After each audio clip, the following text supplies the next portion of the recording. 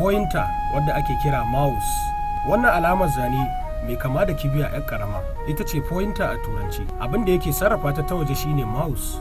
Amfanin pointer shine ita ne za ka yi amfani wajen zuwa duk inda kake so ka je a cikin, kamar yadda kuke gani.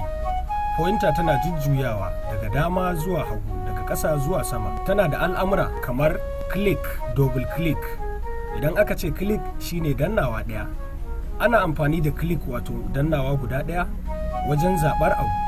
Kamar haka duk inda na taɓa za ku ga yayi highlighting, ma'ana yayi alamar cewa shine gurin da aka zaɓa.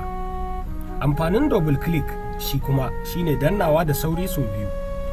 Yana baka dama ka buɗe software ko sawun ko wani abu da kake so ka buɗe a cikin kwamfuta.